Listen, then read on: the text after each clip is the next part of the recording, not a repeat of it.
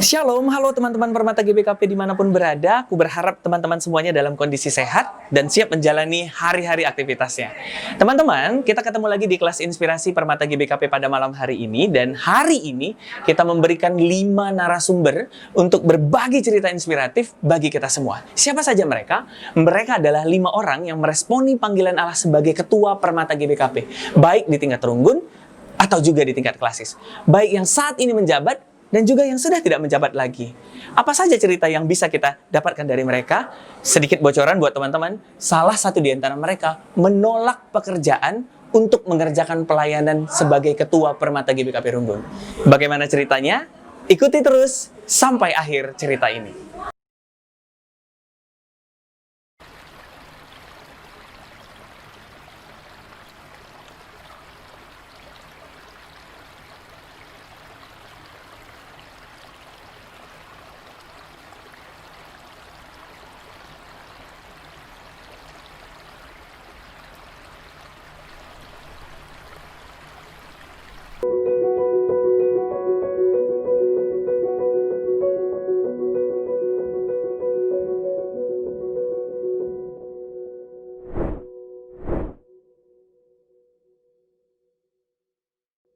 Obrolan pertamaku sudah bersama dengan Amsal Sembiring Kembaran. Dia adalah Ketua Pengurus Klasis Permata GBKP Baru Sibaya yang saat ini menjabat. Kita mau ngobrol-ngobrol sama dia, lebih tahu, lebih kenal lagi kenapa dia mau melayani Tuhan di Permata GBKP. Yuk, kita sambil jalan ke dalam. Jadi kalau kamu itu sudah jadi ketua, bukanlah pengurus, itu kapan? Sejak kapan? Kalau pengurus ya, kalau di Permata ini jadi pengurus mulai 2010 sebenarnya ya, tapi 2007 sudah mulai aktif di pelayanan di Permata Runggun Kabo. Oh, jadi 2007 udah jadi pengurus Runggun gitu ya. Oke. Itu 2007. 2010 jadi pengurus klasis. 2010 sudah mendapatkan SK dari klasis menjabat sebagai sekretaris keuangan di Permata Runggun Kabo. Oh, justru ada SK-nya itu di 2010. Oke, baiklah kalau gitu. Itu sekretaris keuangan. Ya, sekretaris keuangan. Pernah kepikiran nggak sih terpilih jadi ketua? Kalau jadi ketua tak pernah terpikir. Tak pernah terpikir. Jadi ketua Permata klasis gitu, Bang. Oke, baiklah. Tadi kan kamu bilang kamu nggak kepikiran nih jadi ketua. Tapi sebelumnya aku kenal kamu jadi sekretaris. Kita ngobrol di sini aja yuk. Oke, baik. Sebelumnya kamu itu kan kenal sebagai sekretaris pengurus klasis gitu. Apa alasan seorang Amsal kenapa dia mau dipilih jadi ketua di MPPK 2017 dong berarti? Iya. Ya, kalau alasan jadi ketua, sebenarnya Bang, kalau secara pribadi dibilang, kalau alasan terasa terpaksa gitu ya, karena memang ada beban dari kepengurusan sebelumnya gitu. Jadi untuk menjadi ketua Permata ini sebenarnya ini buah hasil dari dorongan teman-teman pengurus Permata klasis sebelumnya dan penasehat serta dorongan dan dukungan dari teman-teman Permata Runggun. Oke, keterpaksaan itu ada gitu ya. Itu sebenarnya aku pun sering menemukan hal itu gitu. Jadi ternyata banyak loh teman-teman kita ini yang jadi pengurus Permata itu karena dipaksa. Oke, mungkin kita di awalnya dipaksa. Tapi aku mau tanya, setelah keterpaksaan itu dan ini udah mau berakhir nih masa periodenya, apa yang dipikirkan seorang Amsal saat ini? Apakah masih merasa terpaksa atau rasa terpaksa itu udah gak ada lagi? Kalau rasa terpaksanya setelah menjalani semuanya udah hilang ya. Udah hilang. Karena saking menikmati proses pelayanannya, jadi beban sebelumnya itu sudah lepas. Jadi menikmati pelayanan itu jadi motivasi untuk menjalankan tugas dan tanggung jawab yang sudah diterima gitu Pak. Oke, nah kalaupun bicara soal menikmati, hidup ini kan gak cuma menawarkan hal yang manis-manis ini kan Sal. Pasti dong ada hal yang menjengkelkan yang terjadi selama pelayanan kurang lebih di 3 tahun ini. Boleh bagi nggak? Satu aja, apa hal menjengkelkan yang mungkin sudah, bukan mungkin, yang memang sudah pernah terjadi? Ya, hal menjengkelkan ya, selama menjabat jadi ketua dan juga pada periode sebelumnya jadi sekretaris dan juga sebagai anggota keuangan di klasis Brastagi ya, ya. Jadi kayak mana bilangnya Bang ya, kalau lukanya itu luka nih di dalam kepengurusan itu miskomunikasi antar pengurus itu yang paling rasanya gimana gitu ya, merasa udahlah berhenti jadi pengurus gitu. Jadi, nah dari miskomunikasi itu, begitu juga dengan program yang sudah direncanakan tidak terlaksana sesuai dengan apa yang dipikirkan gitu. Itu yang membuat menjengkelkan dalam kepengurusan itu, Bang. Oke, misal tadi bilang udahlah berhenti aja, berarti sempat menyerah gitu, sempat mau ngerasa menyerah, dan buktinya sampai dengan saat ini nggak nyerah gitu. Apa hal yang membuat seorang Amsal nggak menyerah pada saat itu? Adakah orang yang berperan besar dan bilang kan jangan dong sampai menyerah, atau bagaimana proses komunikasinya juga dengan Tuhan yang membuatkan nakku jangan, kalau kamu menyerah ini berarti kamu kalah deh gitu. Ya. Kalau dari teman, Bang, memang ada ya. Ada ya. Kalau dalam sesama pelayanan pasti saling mendukung. Biar bagaimanapun kepengurusan itu tetap berjalan dan apa yang direncanakan bisa berjalan dengan baik. Siapa itu orang yang paling mendukung itu? Kalau orang paling pendukung itu ya sudah pasti rekan-rekan Permata Klasis ya. Ada yang paling mendukung nggak sih? Mau nyebut nama nggak? Iya, kalau itu udahlah ya. Oh, dianggap sama semua gitu? Iya, sama semua. Pasti porsinya sebenarnya berbeda ya. Ini sangat dijaga ini, baik. Ya. Tapi karena ini dalam konteks kepengurusan Permata Klasis sama semua ya. Semuanya sama. Ya, jadi untuk lebih baik lagi dalam pelayanan ini, dukungan itu sudah pasti saya rasakan sendiri, nikmat kasih Tuhan ke dalam kehidupan saya sendiri gitu. Jadi apa yang saya rasakan, apa yang saya miliki saat ini, inilah buah dari pelayanan dari awalnya itu di Klasis Brastagi ya, di Klasis Brastagi pelayanannya sungguh ekstrim ini. Jadi kayak mana bilang ekstrim? Karena dari Kabung ya, dari Kabung yang jauh dari kota, naik angkot ke Brastagi. Naik angkot, kalau pulangnya pun harus buru-buru karena situasi kendaraan ke kampung pun terbatas ya. Terbatas ya. Jadi sampai sekarang ini yang saya miliki saat ini semua berkat dari upah dari pelayanan saya gitu, Bang. Oke, kalau bilang yang saya miliki saat ini, apa sebenarnya secara tampilan gitu yang bisa kita lihat sebagai hadiah terbesar yang datang dari Tuhan selama menjadi pengurus? Kalau hadiah terbesar ya, Bang, yang terutama itu udah pasti kesehatan dulu. Iya. Selama menjalani pelayanan, saya tidak pernah merasakan sakit penyakit yang seharusnya ke rumah sakit atau penyakit yang berat gitu, Bang. Jadi kalau secara fisiknya, Abang lihatlah keadaan saya saat ini ya, mulai dari Brastagi sampai sekarang Klasis Berubaya. Awalnya itu saya bekerja di SMP Penampen, statusnya tetap sama, masih honor ya, dengan upah yang minim.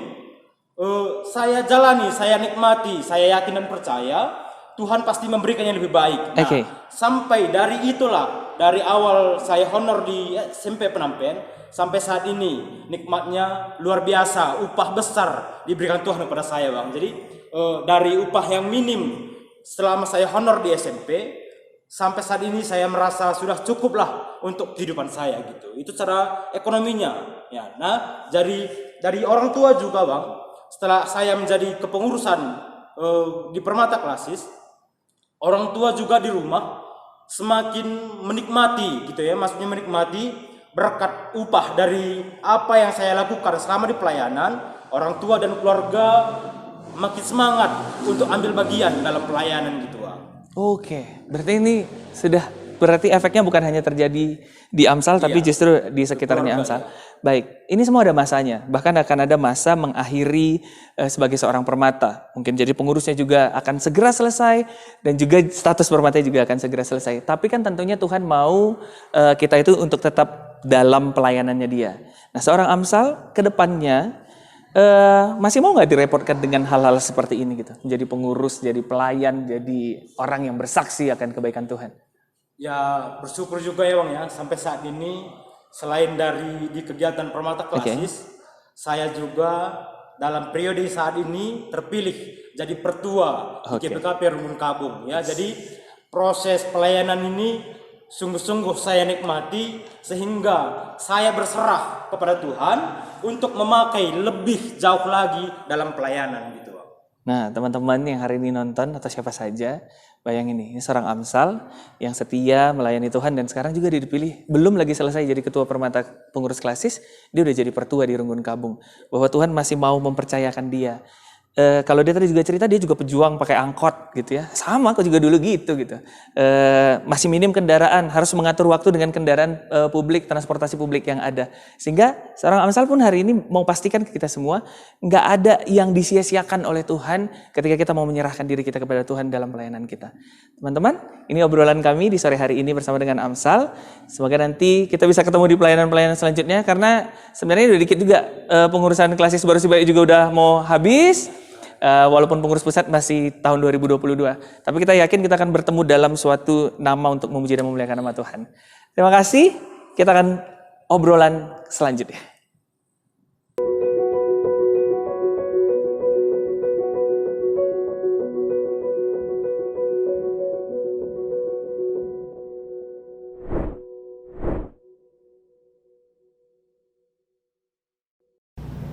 Selanjutnya, ada seorang Permata GBKP yang sudah menjadi ketua pengurus Runggun di GBKP Runggun Palangkaraya. Dia adalah Bagas Tarigan. Dia ini orang yang sangat menarik bagi saya karena dia punya cerita yang berbeda tentunya dengan narasumber yang lain. Kenapa dia mau menjadi ketua Permata di Runggun Palangkaraya? Kita sudah tersambung melalui Zoom bersama dengan Bagas. Shalom Bagas. Halo, shalom Bang. Oke, wah ini semangat sekali. Ini aku senang sekali akhirnya bisa ketemu secara virtual dengan Bagas. Apa kabar, Du? Puji Tuhan, baik Bang. Puji Tuhan, baik. Iya, kabarku nggak mau kamu tanya. Abang apa kabar?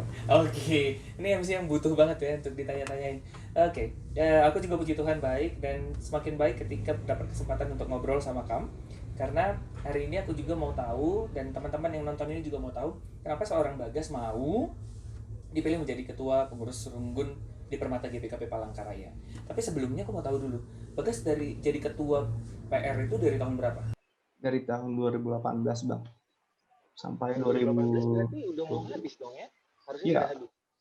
Sudah mau habis Bang. Sebenarnya sudah mau habis COVID karena ada COVID ya. Kemarin bulan 9 sebenarnya sudah mau di MA kan, tapi karena ada surat edaran dari Undraman dan juga Klasis sehingga nggak bisa dilakukan musyawarah anggota Bang. Oke, baik. Berarti itu rencana kapan nih MA-nya? Ditunda sampai Sudah kapan? selesai nih kan, sudah diizinkan. Ini rencananya emang tanggal 12 Desember nanti Bang. Kayak puji Tuhan banget gitu kan. Sebelum berakhir, wah ada nih gitu. Emang nggak ada rencana? Emang nggak niat lanjut? Jangan dulu dijawab. Baiklah kalau gitu. Oke. Sehari-hari aktivitasnya sebagai ngapain ini, Bagas? Sehari-hari kuliah sambil juga ada sampingan gitu Bang. Kerja. Jurusannya apa? Jurusan teknik sipil Bang. Teknik sipil di Universitas Palangkaraya, Kalimantan Tengah. Palangkaraya, Kalimantan Tengah. Dan ini sudah memasuki fase akhir Iya, ya? ini masuk Di tingkat 5 ya. Baik. Oke, selain kuliah tadi ngapain? Ada kerja-kerja sampingan juga Bang, dikit lah. Iya, banyak orang yang bilang dikit-dikit lah, tapi sebenarnya kalau dilihat dari neraca keuangannya itu yang memenuhi pendapatan gitu. Ini ngapain nih kira-kira usaha sampingannya ngapain? Ya ikut-ikut pekerjaan proyek lah Bang, sedikit-sedikit. Oh, udah ikut kerjaan proyek gitu ya. Sekarang ada proyek apa yang dikerjain, guys? Pengen tahu banget ya aku. Dan ntar lagi aku nanya honornya berapa. Itu nanti kita berdua aja lah Bang. Oke, baik.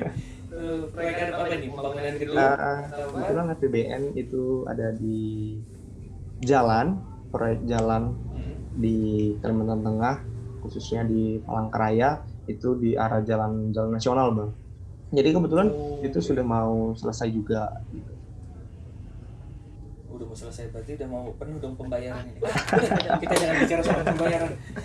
Baik, Bagas, kamu bilang kan 2018 jadi ketua pengurus Runggun. Sebelumnya menjabat sebagai apa? Sebelumnya nggak pernah menjabat jadi pengurus, tapi ada pernah tapi nggak diterima, belum bisa diterima. Belum diterima dan Iya. dan belum diterima terus jadi ketua gitu.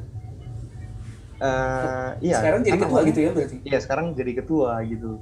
Tetap Songong dipilih sekali Anda. gitu, tetap dipilih gitu. Kenapa Anda songong sekali yang kemarin ditolak terus sekarang tiba-tiba jadi ketua? Ayo. Ya itulah atas kesongongan itu mungkin dulu kan, jadi nggak bisa ditolak lagi saat ini gitu bang. Dulu dia aku songong sekali menolak Oke. eh, pekerjaan yang ku beri gitu ya kan. Tapi sekarang mungkin udah sadar gitu kan. Kemarin pas tahun Yang 2000 ditolak, yang ditolak kemarin itu sebagai apa? itu yang ditolak jadi ketua sektor bang tahun 2016, setahun di Palangkaraya. Oh, Kan saya 2015 setahun di Palangkaraya, 2016 ya mungkin teman-teman cocok ini katanya pikir kan. Jadi ya saya juga belum cocok saya rasa gitu, sehingga dipilih dengan tidak mengurangi rasa hormat teman-teman. Saya memohon maaf tidak bisa menjalankan amanah apa yang Tuhan teman-teman berikan. wait, udah terpilih dan kemudian Bagas nolak. Iya, sudah terpilih dan juga Hah, ini sekali lagi nih memang songong ini orang. Kenapa? Kan bilang tadi belum siap. Nggak siap apa sebenarnya seorang Bagas pada saat itu? dulu seenggak siapnya bilang itu dari waktu bang, dari waktu itu sangat super super sibuk saya dulu. Nah sekarang ini kenapa jadi ketua pengurus Runggun? Waktunya gimana? Emang lebih lebih banyak sekarang waktunya?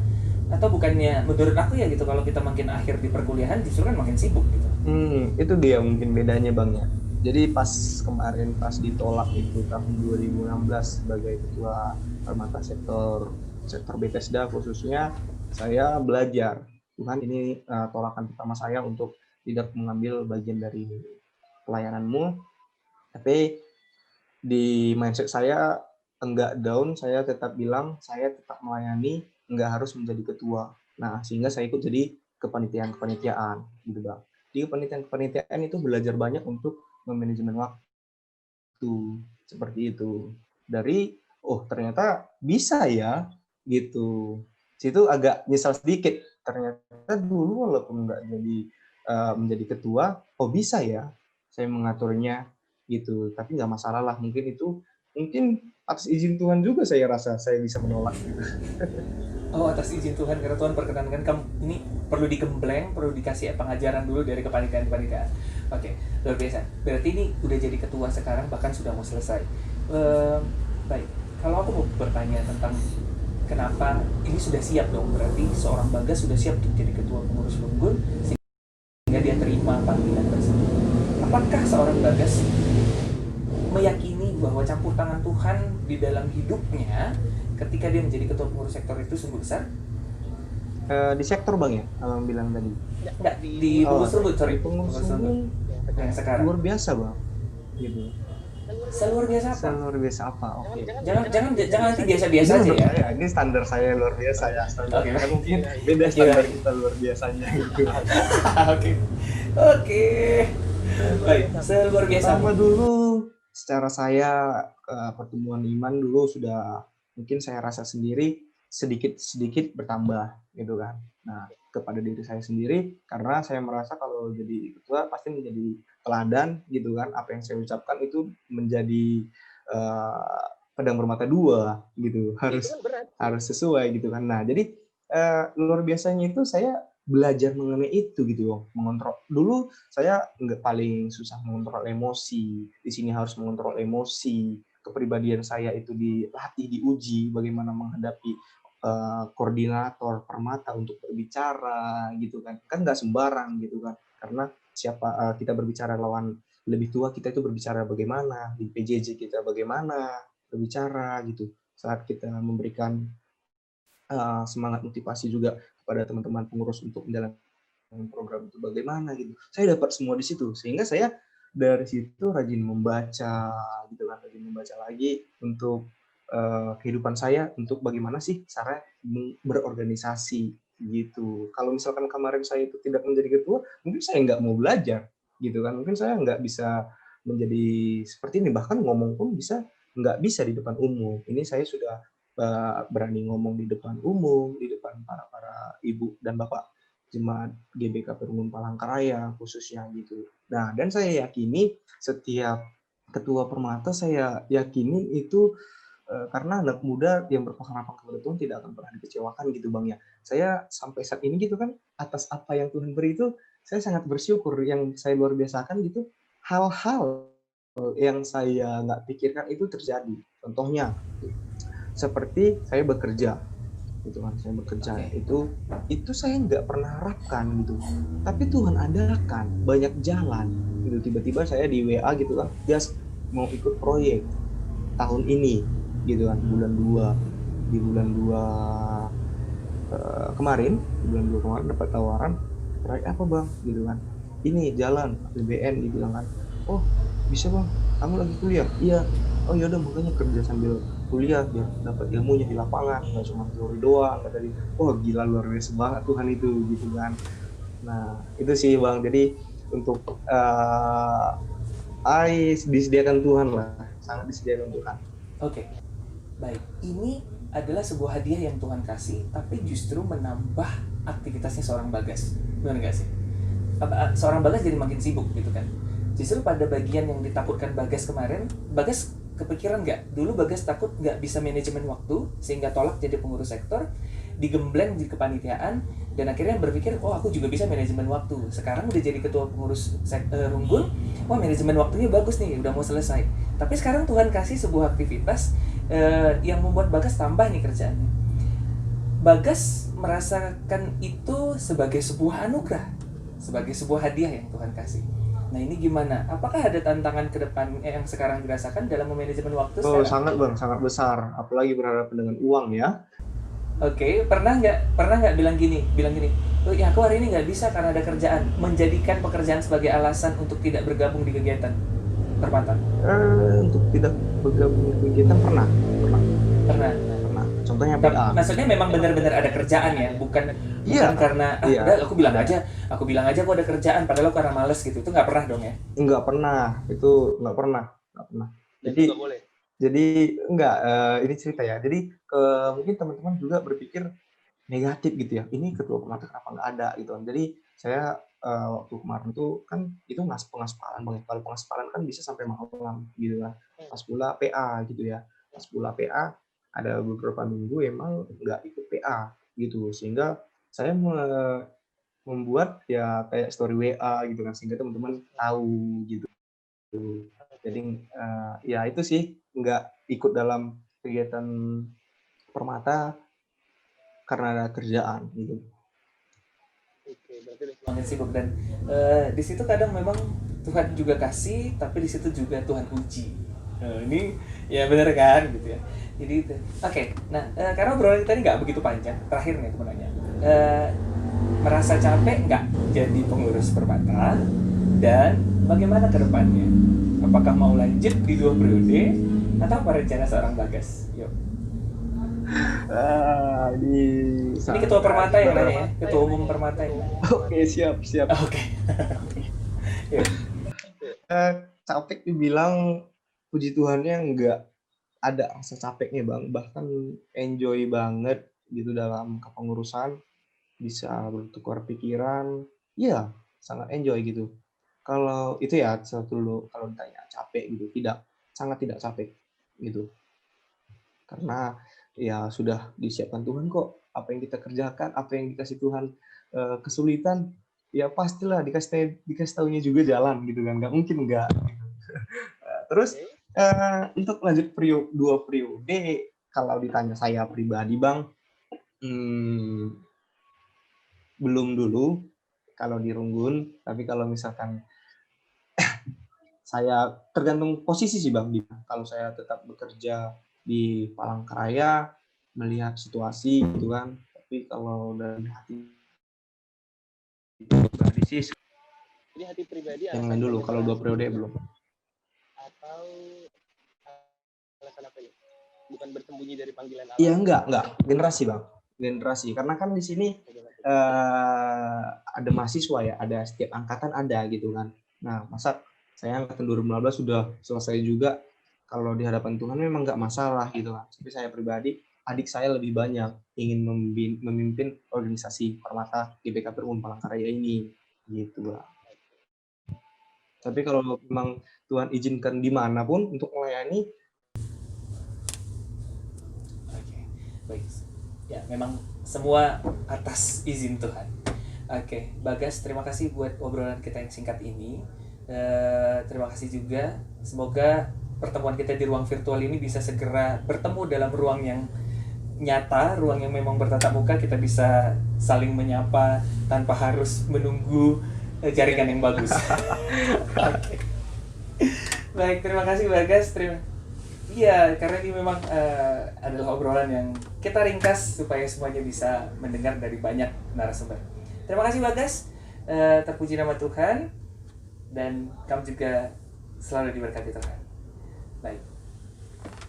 Demikian bersama dengan Bagas Tarigan.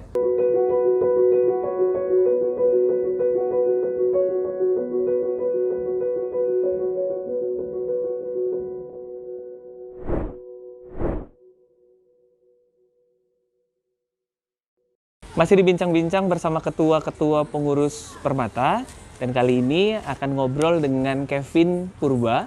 Dia adalah ketua pengurus klasis di Permata GBKP Jakarta Banten. Cerita dia juga akan kita cari tahu kenapa dia mau jadi ketua pengurus Permata GBKP. Yuk, sudah tersambung bersama dengan Kevin. Halo Kevin, selamat pagi. Karena ini pagi-pagi ya. Pagi Bang Den. Apa kabar? Sehat.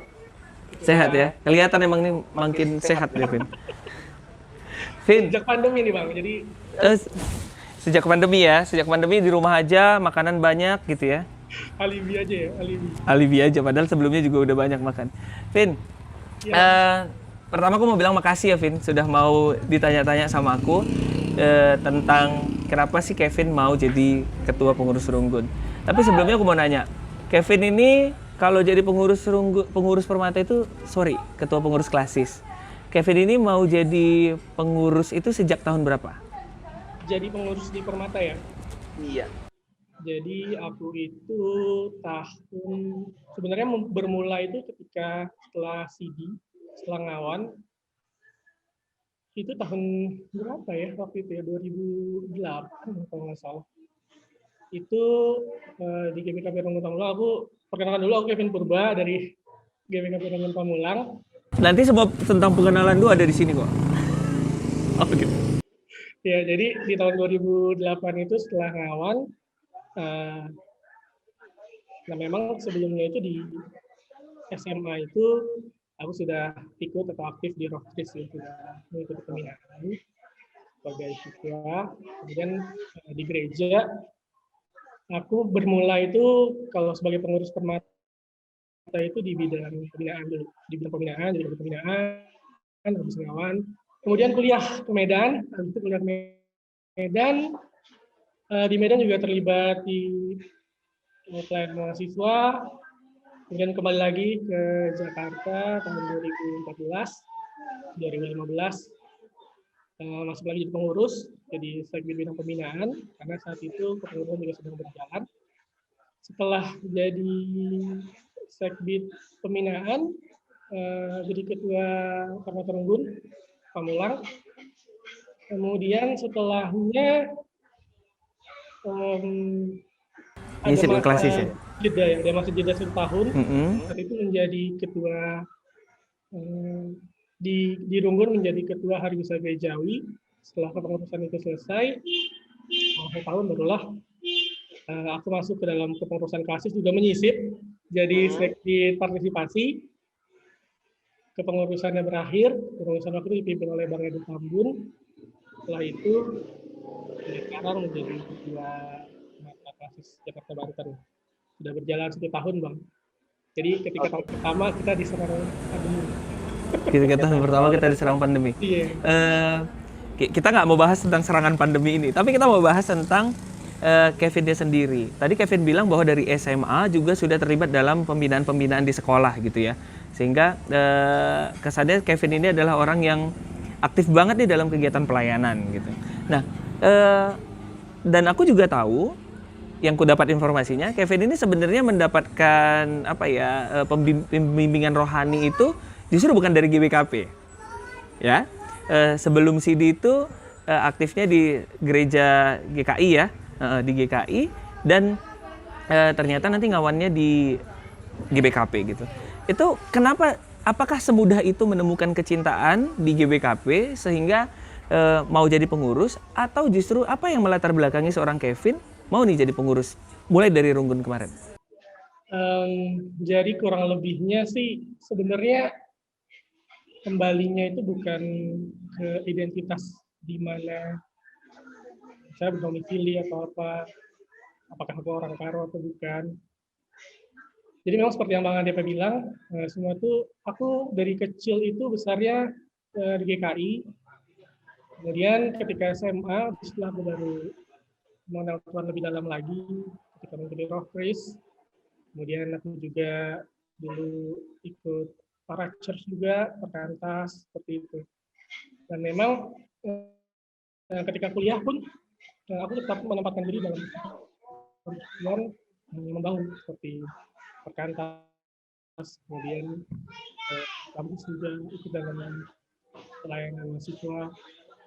Tapi balik lagi, identitas aku itu adalah sesungguhnya seorang ciptaan Tuhan gitu. Jadi semua kita yang percaya Yesus itu adalah murid. Nah, murid juga bukan yang gimana gitu, bukan yang gimana gitu kan murid. Ya semua orang yang percaya Yesus itu disebut sebagai murid. Dan tuntutannya sebagai murid, Tuhan sudah bilang sendiri. Kalau kita harus menyangkal diri, kemudian kita harus memikul salib, dan kita harus mengikuti Dia. Menyangkal diri itu yang seperti apa sih gitu kan? Nah, menyangkal diri itu bukan yang kayak menyangkal nama ya, kayak aku bukan Kevin, kayak gitu. Tapi menyangkal diri bagiku yang telah kupahami adalah menyerahkan kendali hidup kita bukan lagi kepada aku, kepada diri kita, tapi pada Tuhan. Jadi bukan lagi aku Tuhannya, bukan lagi aku Tuhannya, tapi Dialah yang menjadi Tuhannya dalam hidup. Jadi apa yang menggunakan Dia, itu apa yang aku lakukan. Berarti berbicara tentang memenuhi panggilan ini bukan karena kita ada di sini, atau maksudnya berpikir tentang tempatnya di mana baru kita mau memenuhi panggilan. Tapi dimanapun kita, ketika Tuhan panggil kita untuk terlibat di dalamnya, seorang Kevin pasti mau gitu ya. Karena itu yang memang aku kenal. Jadi teman-teman, ini sebenarnya aku ketemu sama Kevin ini tahun berapa ya, Vin? 2000 berapa ya? 2017 ya atau 2016, aku lupa. Dan di situ memang ya di sekitar situ, dan aku lihat dia memang sebagai kepanitiaan di MPPK-nya Jakarta Banten. Anaknya emang ya menurutku ya gitu, karena memang postur tubuhnya juga agak sedikit lebih gede daripada kita-kita. Dia memang menarik perhatian secara fisik, ditambah lagi dia kayak memberikan servis yang prima. Jadi sedikit-sedikit tuh nanya, "Bang, apa yang kurang, Bang? Selanjutnya apa, gimana?" Itu yang selalu dilakukan gitu. Ya bukan mau memuji ya, Vin, tapi memang aku kayak ngelihat sebuah ketulusan pekerjaan yang dilakukan sama Kevin untuk semuanya bisa berjalan dengan sangat baik gitu. Dan pada saat itu memang obrolanku dengan Bang Edo bilang kan, "Bang, ini cocok nih." Hanya saja pada saat itu waktunya belum pas, sehingga Kevin juga belum berada di kepengurusan klasis Jakarta Banten ya. Nah, ini ketika sudah menjadi ketua nih, pengurus klasis. Posisinya kan beda ya, walaupun sebenarnya kalau dari penjelasan Kevin, apapun jabatannya, aku akan lakukan kalau memang itu panggilannya Tuhan. Kenapa mau jadi ketua? Kenapa mau jadi ketua? Karena memang pembentukannya di dalam aku memiliki sebuah timeline sendiri gitu. Okay. Jadi ketika aku sudah menyatakan komitmen terhadap satu hal, itu juga yang terjadi di tahun 2016 sebenarnya Bang. Dan aku sudah sampaikan di forum bahwasannya aku masih melayani di Runggun. Karena saat ini aku sebagai masih. Nah, dan setelah itu ada proses-proses yang memang sudah aku dapatkan gitu. Ketika Runggun sudah dilayani, sudah membentuk sebuah fondasi yang baik, dan regenerasi bisa melanjutkan itu. Setelah itulah aku melihat bahwasannya GBKP Jakarta, KAS Jakarta Banten, jadi mungkin itu ada panggilan Tuhan juga ya. Nah, Kevin juga saatnya kamu melayani teman-teman di tingkat kelas. Sebagai ketua. Dimulai dari sekretaris bidang partisipasi, kemudian masuklah pergumulan itu ketika akan regenerasi, tentu ada tanggung jawab dari pengurus sebelumnya bagaimana proses regenerasinya itu pun nanti bisa berjalan dengan baik ke pengurus selanjutnya. Harapannya kita yang sudah mendapatkan, kita yang sudah mengalami itu bisa meninggalkan footprints yang baik, bisa meninggalkan jejak yang baik pun ketika nanti saatnya orang-orang baru, orang-orang yang mungkin belum pernah mengenal bagaimana pelayanan di klasis bisa mendapat pelayanan yang baik, dan itu juga yang ditunjukkan oleh teman-teman pengurus klasis yang saat ini sudah berjalan 2 periode gitu. Oke, Vin. Jadi Kita harapan kita untuk bisa menjadi teladan bagi pengurus yang baru, dan pengurus baru pun nanti mungkin akan ada orang-orang baru lagi yang terpanggil untuk melanjutkan kepengurusan. Ya, tapi kan dalam proses ini maksudnya aku sepakat ya tentang itu, kita harus punya jejak yang baik juga nanti untuk diikutin, jadi teladan dan sebagainya. Tapi kan pada prosesnya untuk sampai ke situ itu kan nggak gampang ya. Itu kita butuh benturan dan benturan lagi gitu. Sekarang ini sudah berjalan setahun lebih kepengurusannya Kevin sebagai ketua. Ada perasaan yang sangat menjengkelkan yang pernah terjadi nggak? Karena kan semua kehidupan kita ini tidak hanya menawarkan hal yang manis saja gitu. Hal yang pahit juga diperkenankan terjadi supaya kita bertumbuh kan gitu ya. Gitu. Ya, jadi menjengkelkan ya mungkin ada beberapa ambisi-ambisi pribadi, bukan menjengkelkan sih ya Bang jadinya. Mungkin ada beberapa ambisi-ambisi pribadi aku yang akhirnya tertunda gitu. Jadi aku merasa ada beberapa kondisi yang bisa menunggu gitu. Seperti misalnya aku dari dulu sebenarnya pengen lanjut studi gitu. Ini mungkin nggak beberapa orang yang tahu gitu kan. Cuman di beberapa tempat juga aku dengan teman-teman terdekat bahwasannya aku pengen lanjut studi. Tapi aku pun di saat itu merasa bahwasannya studi bisa menunggu. Kita di Permata punya waktu yang terbatas, dan aku juga tahu kondisi aku, pekerjaan aku saat ini, kemudian plan yang aku lakukan, kalau aku kekeh dengan studi aku pun aku rasa akan tidak maksimal gitu. Jadi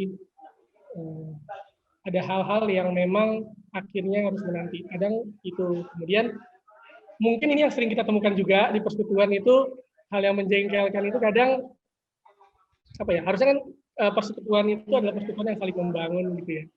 Tapi sering kita melihat bahwasannya mungkin nggak hanya di kasus secara besar, tapi mungkin di tunggu-tunggu ketika kita hadir dalam musyawarah, ada orang-orang yang sepertinya tidak membangun hal-hal yang konstruktif gitu di tengah-tengah persekutuannya. Dan ketika dia sudah melemparkan hal-hal yang destruktif, dia keluar dari situ, dia tinggalkan itu menjadi suatu hal yang bisa merusak bagaimana persekutuan yang sudah terbangun di tempat mereka bersekutu itu. Jadi mungkin itu sih hal-hal yang menjengkelkan yang kadang kok gini gitu ya. Padahal ini kan untuk melayani Tuhan gitu, tapi kok kadang ego kita lebih kita kedepankan ketimbang apa yang menjadi ada titik di mana Kevin ngerasa kayaknya males deh ngerjain panggilan Tuhan ini gitu. Pernah nggak? Ketika memulai sebuah pelayanan, aku selalu ini sih yang jadi pegangan aku Bang. Mungkin nggak hanya sebagai kepengurus klasis ya di pelayanan melayani Tuhan. Seperti yang tadi aku bilang, menjadi seorang murid itu kita harus menyangkal diri, harus pikul salib, kita harus ikut dia. Menyangkal diri seperti apa nih? Jadi kan kayak generasi kita nih sering punya prinsip follow your heart gitu. Apa yang hati lu rasain, ikutin aja.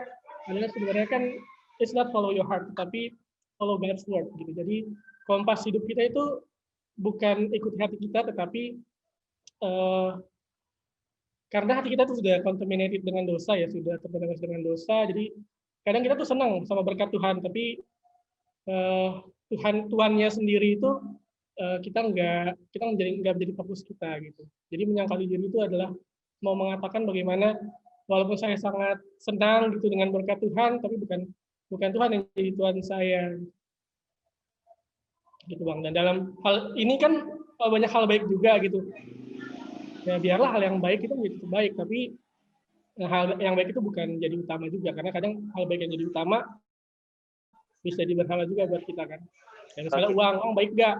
Baik, tapi ketika itu menjadi berhala, Justru dia membinasakan gitu ya. membinasakan ya, karena akar segala kejahatan bukan uangnya gitu. Tapi cinta akan uang. Uangnya. Jadi mestinya sih apa yang jadi Tuhan kita, apa yang menjadi fokus kita, karena pergumulan hidup kan banyak gitu ya Bang. Kita paling gampang banget sih nuding orang berdosa gitu, tapi kayak dia begini, tukang sayur begini, gitu, tukang sayur. Oke, berarti dari ceritanya Kevin ini, mau menekankan bahwa kalau kekecewaan itu orang yang nggak sesuai dengan hati kita, ambisi yang mungkin tidak berjalan dengan baik, itu semua pasti bisa terjadi. Hanya saja fokus kita kepada siapa yang membuat kita tentunya tahu pekerjaan ini panggilannya siapa, sehingga kita bisa selesaikan panggilan ini sesuai dengan apa yang Tuhan mau pada waktunya Tuhan. Itu semuanya bisa dilakukan gitu ya Vin ya. Nah, itu salah satu bentuk tadi, setelah menyangkal diri, itu ada salah satu pikul salibnya, itu ada harga yang harus dibayar. Ada harga yang harus dibayar. Baiklah, atas pengorbanan yang Kevin juga lakukan, mungkin penundaan studinya, yakinlah Vin, itu juga akan menjadi bagiannya Kevin pada waktunya Tuhan, karena aku juga merasakannya. Oke Vin, terima kasih, kita nggak ngobrol panjang-panjang. Nanti kalau kita mau ngobrol panjang, kita bisa teleponan lagi. Sekali lagi aku mengucapkan terima kasih, karena dari cerita yang Kevin sampaikan juga, aku sendiri juga bisa terberkati. Dimanapun, kapanpun, dalam panggilan Allah, mari lakukan pekerjaan itu. Makasih Kevin, tetap semangat, Tuhan memberkati. Terima kasih juga, sehat-sehat Bang Dep.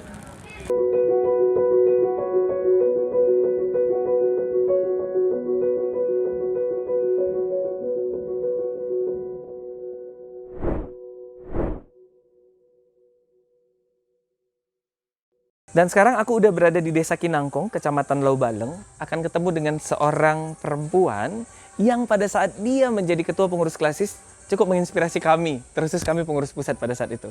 Karena walau dia perempuan, totalitasnya nggak bisa lagi kita ragukan. Bersama dengan Kak Juneva Sembiring, aku akan lakukan obrolan kenapa dia kemarin mau jadi ketua pengurus klasis. Halo Kak, Mejua turang. Oke, nah teman-teman penonton, kali ini udah bersama dengan Kak Juneva. Dialah orang yang aku bilang itu sudah pernah jadi ketua pengurus klasis di Klasis Laubaleng. Oke, Kak, apa kabar dulu? Puji Tuhan sehat. Puji Tuhan sehat. Apa aktivitas belakangan ini Kak? Aktivitas belakang ini menyelesaikan skripsi. Ya. Menyelesaikan skripsi, jadi lagi studi ya? Iya, Lagi studi. satu. Iya, kami tuh ngobrol-ngobrol Kak, dan kepikiran tentang gimana sih sebenarnya orang-orang yang mau jadi ketua, baik di tingkat runggun ataupun di tingkat klasis, memilih memenuhi panggilannya sebagai ketua itu gitu. Hal yang menarik dari kakak yang kami tahu adalah kakak jadi ketua di klasis yang jarak runggun satu dengan runggun yang lainnya bukan cuman jauh tapi cukup terpencil, benar nggak ya? Iya kan, gitu ya. Terus aktivitas pelayanannya juga malam-malam juga ada, bahkan banyak malam-malam. Iya. Tahun berapa tuh kak kakak kemarin jadi ketua? Diangkat sebagai ketua permata klasis 2015, Maret 2015. Iya. Selesai 2018 Iya, berarti betul. ya? Selesai 2018. Jadi di tahun 2015 itu kami juga kemarin kan pada saat itu aku juga masih jadi pengurus pusat, sudah jadi pengurus pusat. Jadi kami juga ngerasa, oh ini seorang perempuan walaupun memang datang dari perantauan ya, Iya, sempat betul. dari perantauan dan kembali ke kampung. Untuk juga memberikan diri untuk melayani. Kenapa kakak kemarin mau? Ini langsung aja pertanyaannya. Iya, kenapa saya mau? Karena saya merasa terpanggil. Karena di perantauan juga yang dipanggil juga untuk melayani Tuhan di klasis Rio Sumbar waktu itu. Iya, klasis Rio Sumbar itu kita tahu. Tapi kan medannya beda nih. Iya. Kalau di sana kan bisa dibilang akses transportasi lebih mudah. Iya, betul. Kalaupun kita pulangnya kemalaman belum sepi, ya kan? Tapi kalau di sini nih kan sepi iya, seorang perempuan lagi. Nggak ngerasa takut pada saat itu? Takut sih takut, tapi karena mungkin sudah serasa itu adalah panggilannya, jadi takut itu, apalagi di kampung kita, kenapa takut gitu ya kan? Kalau di kampung kita iya, sendiri? kampung kita sendiri, kenapa takut? Terus karena ini adalah panggilan, saya percaya bahwa ini adalah Tuhan pasti menyertai gitu. Tuhan pasti menyertai. Iya. ketakutannya itu justru luntur. Iya, luntur. Sekalipun kalau kunjungannya ke runggun-runggun Runggun yang tidak di Kinangkong loh ini. Iya, betul. Paling jauh kemana di pelayanannya? Paling jauh sampai saat ini Lau Pakam. Lau Pakam. Iya, klasis Lau Balang kan mulai dari Runggun Limang sampai Kota Cani, tapi Kota Cani belum pernah. Tapi pada saat itu Kota Candi belum pernah. Tapi kalaupun di sana kan tuh lebih ramai lagi ya, Iya, kan? Karena kan kota gitu ya. Baiklah. Apa pengalaman yang pernah kakak dapatkan ketika melakukan pelayanan ini? Mungkin udah pulangnya kemalaman, ban bocor, hujan pula gitu. Itu ada nggak yang seperti itu? Ada. Ada yang kemana dan itu kapan itu? Boleh dong dibagikan. Iya, jadi waktu itu pelayanan yang paling mengesankan sampai saat ini sewaktu melakukan bazar ya. Bazar. Iya. Ini mau acara apa nih bazarnya? Bazar itu untuk menambah kas. Oh, untuk menambah kas. Iya. Oke. Jadi itu salah satu program bidang keuangan. Ya, jadi waktu itu sampai menginap di Runggun Lobaleng ya. Runggun Lobaleng. Iya. Padahal nggak begitu jauh ya Nggak dari sini begitu ya. jauh ya, tapi kesan yang paling Membekas. ya sampai sekarang bahwa ya malam-malam sama dengan teman-teman nggak tidur gitu ya untuk melakukan bazar, untuk membuat bazar pada saat itu. Jadi nggak terasa capeknya gitu ya. Nggak terasa capeknya. Iya, sampai besoknya lagi, sampai sorenya lagi ke setiap ibadah-ibadah minggu kita melakukan bazar gitu. Jadi ya itu yang paling membekas sama saya gitu. Jadi proses persiapan Iya, bazar. proses bazar mulai masak dari sendiri ya? iya, masak sendiri. Harus masak sendiri. Sampai nyiapin berapa menu gitu Iya, ya. beberapa menu gitu. Waduh. Sampai disebar luasnya lagi ke beberapa runggun. Sebarkan jadi, luas lagi. Iya. Oke, itu yang paling membekas karena harus nginap Iya. menghabiskan waktu sama-sama Iya. nyari. Tapi tercapai kemarin target. Tercapai. Oh, tercapai. Luar biasa ya. Puji Tuhan tercapai ya. Kalau udah capek harus nginap terus Iya. ternyata duitnya nggak Hasilnya, kecapai. iya. Waduh. Luar biasa. Kalau pulang paling malam pernah jam berapa itu kalau nginap ya? Kalau pulang paling malam pernah pulang sampai jam berapa? Sampai di sini pernah kunpel ya, kunjungan PA ya ke Mardingding. Itu sampai di sini tengah malam sampai sekitaran jam setengah 1. Setengah 1. Iya, karena mungkin pulang dari ibadah PA-nya kan nggak terlalu malam. Iya. Tapi kita singgah dulu sama teman-teman Oke. untuk sekedar sharing gitu. Ya. Iya, jadi Lebih dekat sampai dengan di- pengurus runggun iya. itu gitu. Yang paling saya ingat juga mama kan biasalah kan seorang cewek diomelin. Itu juga yang mau kutanya kak. Seorang cewek nih gitu. Terus pulangnya jam segitu. Seberapa sering sih seorang Kak Juneva mendapatkan omelan gitu, repetan atau dari Brukaru lagi kan? Iya, Oh, tahu lah kan Brukaru gimana. Soalnya ini Hatinya juga Brukaru baik. di rumah. Iya, hatinya baik tapi ya wajar lah anak perempuannya. Seberapa sering itu dulu? Seberapa sering sih, nggak terlalu sering sih karena orang tua mama sama bapak percaya sih karena 10 tahun ya di perantauan ya bukan waktu yang Sebentar, singkat ya. sebentar ya pasti mereka percaya gitu kan. Jadi nggak terlalu sering sih, hanya ingat 3 kali paling banyak sih kena repetan. Dan perasaan seorang Kak Juneva sendiri ketika misalnya pulangnya agak larut tuh gimana kalau ke rumah? Perasaannya sih Ada perasaan bersalah nggak sih sebenarnya? bersalah pasti Oh, iya. pasti ada ya. Iya. Tapi nggak pala bersalah kali karena kita memang kan jauh dari kampung Kinangkong. Iya. Kita kan di sini di simpang ini kan nggak terlalu rame. Jadi kan omongan orang juga kan nggak banyak gitu. Jadi. Kalau teman-teman di atas sih pasti banyak kan gitu. Ya, di sana tetangga Apalagi- yang bilang, iya, "Tuh anak lama-lama wih, banget sana pasti pulang." bangga kayak itu gitu kan. Tapi kalau kita di simpang ini kan orang juga nggak terlalu banyak, jadi omongan nggak terlalu banyak didengarkan. Jadi saya rasa was-was atau takut itu nggak bala ada gitu. Oke, wah itu dia.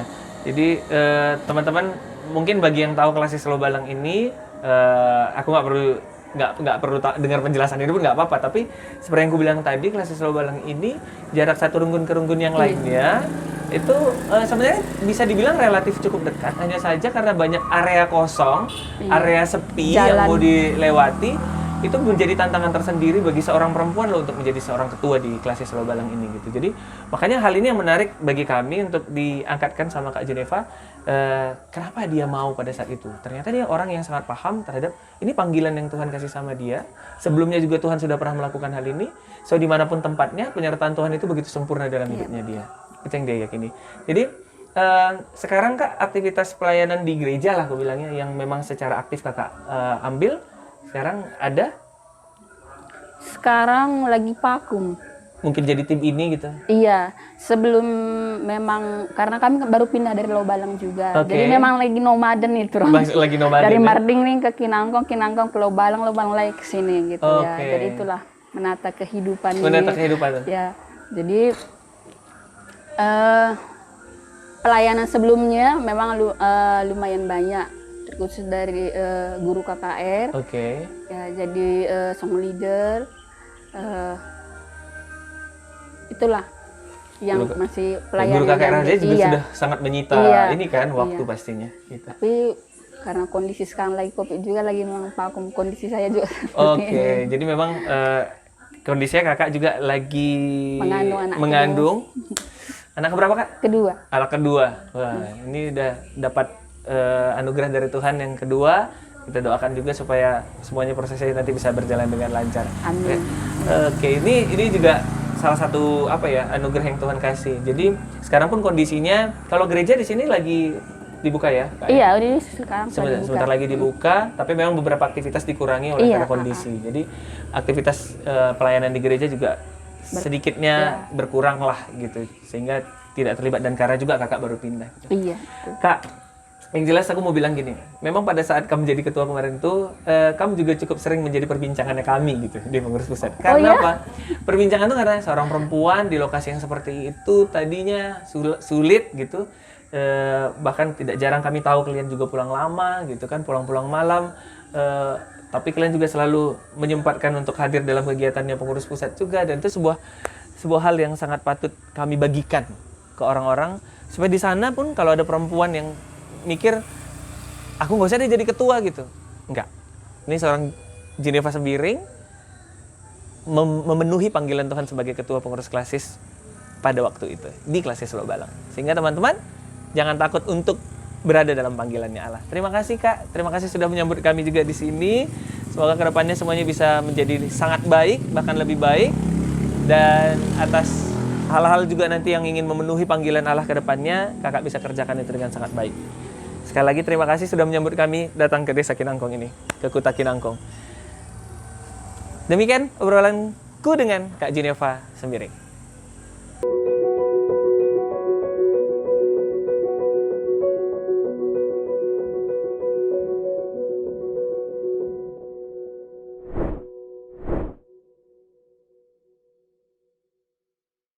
Siapa yang ada di sebelah saya, bersama saya pada saat ini adalah seorang pelayan Tuhan yang ternyata sudah sangat lama sekali menjadi ketua Permata di salah satu runggun di Kota Medan, yaitu GBKP Kilometer 8. Beliau adalah Pertua Bapak Yola Brahmana atau biasanya saya mau manggilnya Bang Sapta.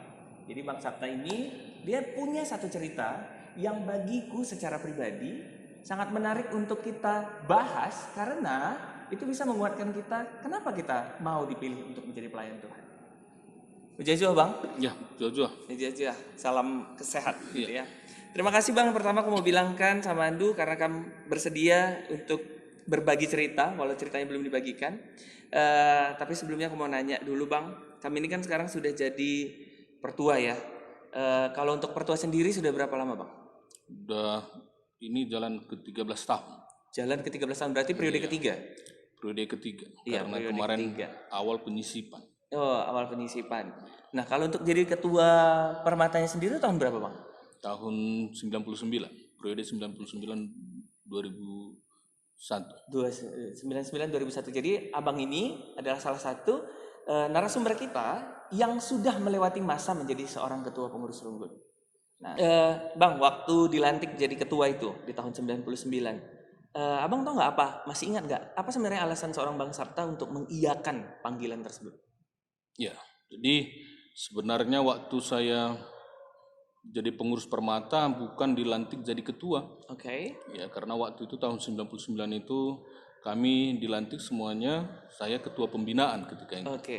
Ketua pembinaan. Baru beberapa waktu kemudian ketua Permata berumah tangga dan saya diangkat ya otomatis menjadi ketua Permata di kilometer 8. Oke, sekalipun itu otomatis lah Bang, karena Bang ketua bidang pembinaan. Kenapa Bang mau?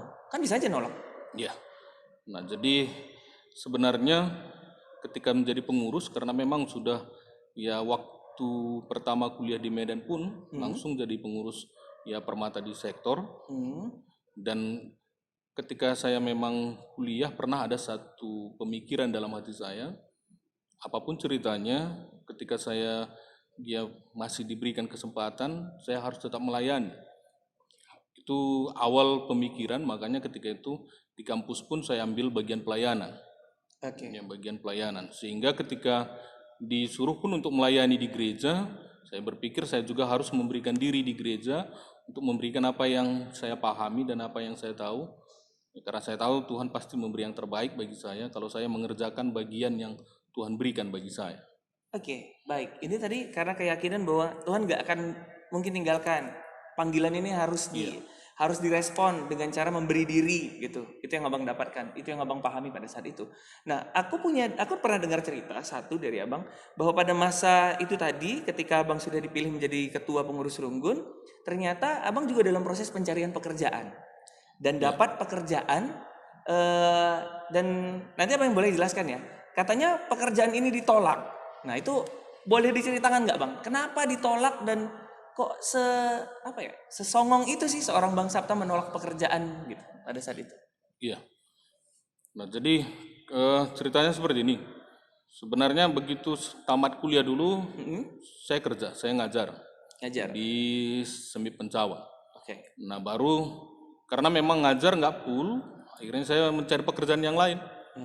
Ya, dan ketika itu saya melamar di PT Erlangga, penerbit Erlangga. Oke, penerbit buku ya Bang ya? Ya, penerbit buku Erlangga. Baru ketika mengikuti beberapa tes sudah selesai, baru ada 2 tes lagi, wawancara, dan yang terakhir praktek lapangan. Nah, ketika diwawancara, baru ada pertanyaan.